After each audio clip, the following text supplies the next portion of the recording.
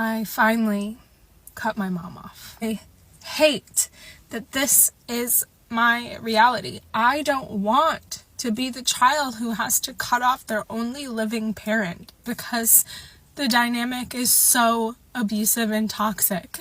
But it is the reality, and it's the only thing left to do. Just can't be the bad guy anymore. And I don't understand how she sees it that way. I don't understand how she can look at her little girl who just wants her mom to be her mom as someone who is evil and out to get her. I'm not out to get her. I'm not out to hurt her. I just want my mommy. And she can't be that. She can't be that. And the dynamic is only hurting both of us.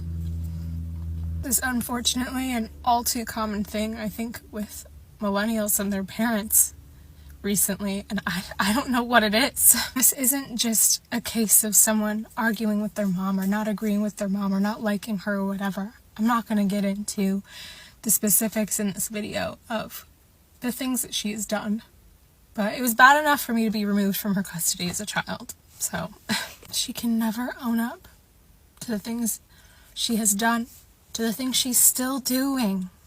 She can never say I'm sorry. She can never commit to trying to be better. Her thing is always that I have to move on because she's my mom. She's my blood. I'm gonna regret this when she dies. I'm her blood too. I'm her child. I'm her blood too. I have to be done. I can't do this anymore.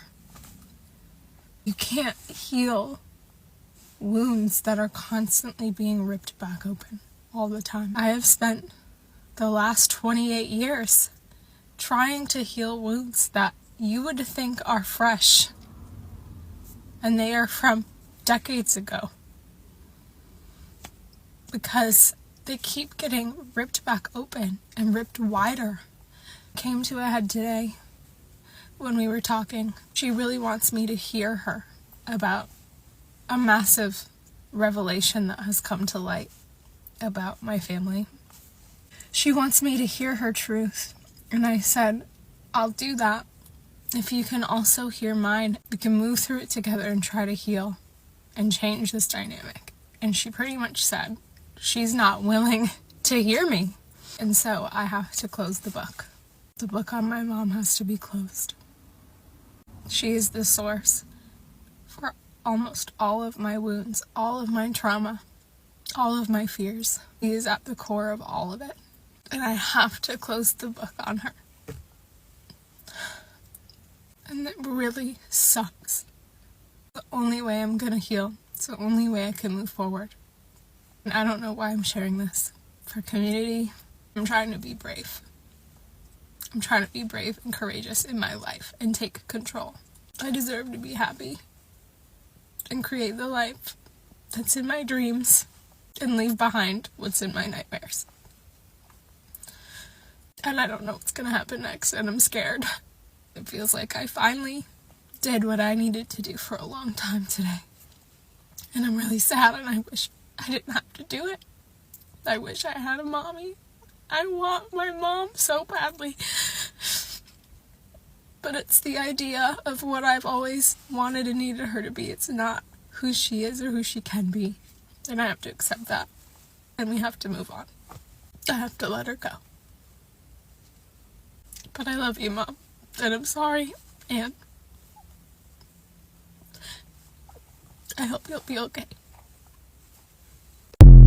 I blocked my parents even though they paid for some of my college and gave me a car because of this reason. Growing up, both of them had uncontrollable anger issues and absolutely no concept of boundaries. It was violent, emotionally abusive, verbally, physically.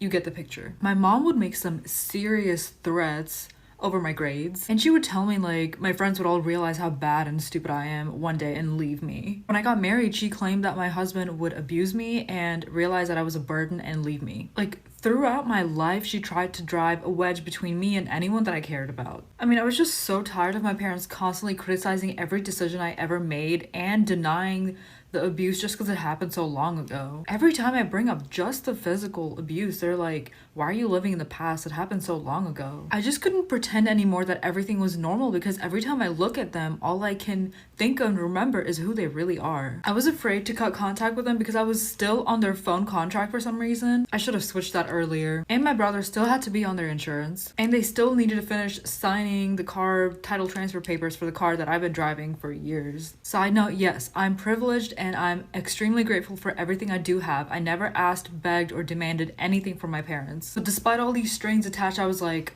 fuck it, I'm gonna figure it out. We'll see what happens. I'll get a new car if I need to. So we picked up my brother, told my parents that he's fine, we're going no contact, and they showed up banging at the door. My brother and I hid, and they accused my husband of acting like a kidnapper when there was a bunch of back and forth yelling, and then they finally left. When we opened the door, we found the car title transfer papers magically signed on the ground. And let me tell you, that shit's been sitting on the back burner for so long because I'm afraid to ask them for things. Because they just accuse me of using them for money. I don't need them to pay for these things anymore, and they're the ones who make promises and say they want to give me something, and then when I take it, they accuse me of being demanding and just using them for money. I'm grateful for everything I have, but I really don't want all this shit. I don't want transactional relationships. I just want it to be loved and accepted and have my boundaries respected. Also, I already did a video on the story, but I did want to clarify, add some more details for the people who want to go no contact with their family and they're afraid like it's too messy, they're dependent.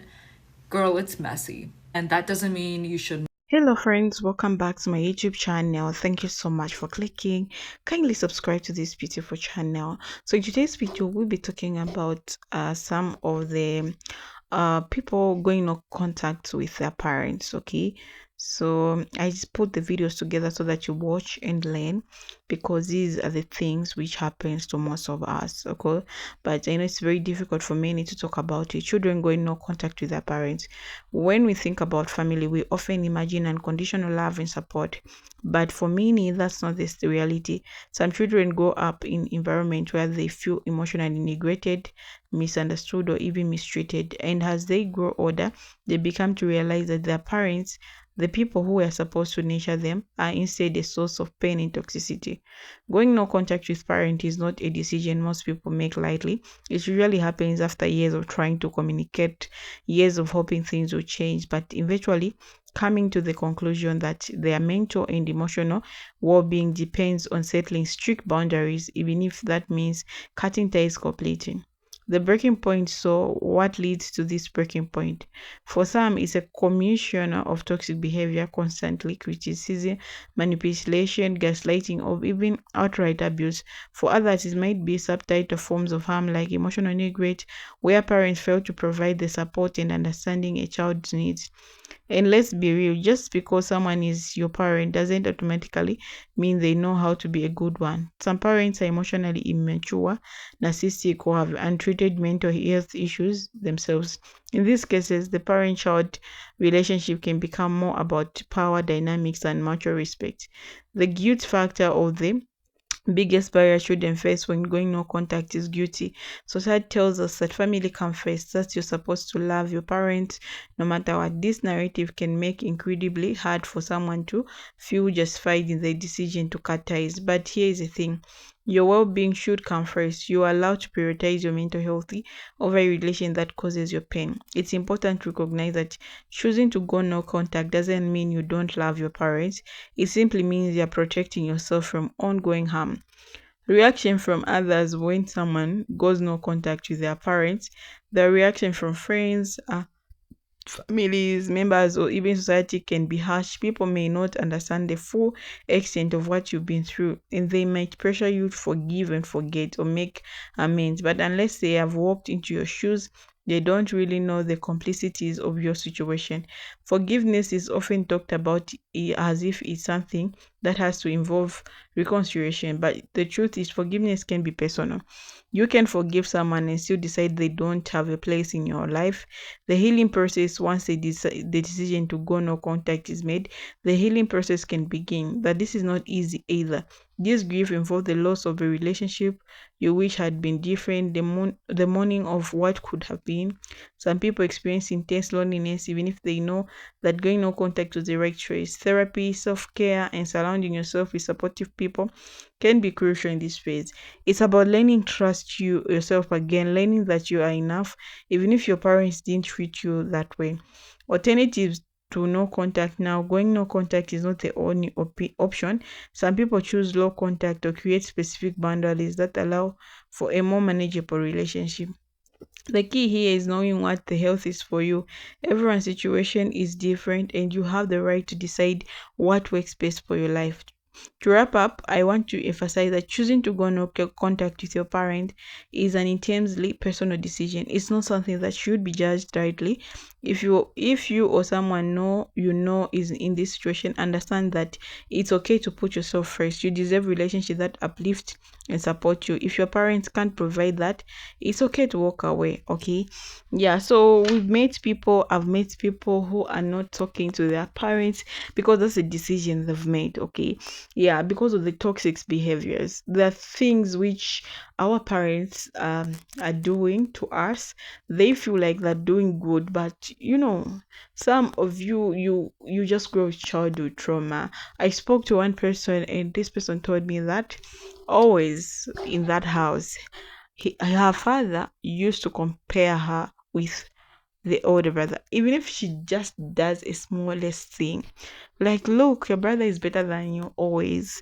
And I think parents forget that each child is different. Okay, everyone has their own personality, and everyone has their own behaviors, and everyone has the way they they do things. So it's you to spot which child is this, how this child is, and how you can speak to them and all that. Yeah, so because when you do it excessively, you cause too much pain and too much trauma in your child's life.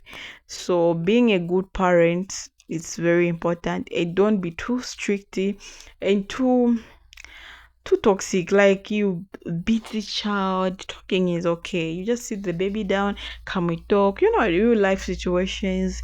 You talk. You tell them you did this wrong. There's nothing wrong, and rather than you slapping your baby like every time, like, you're just causing too much pain, and you're causing too much fear in them.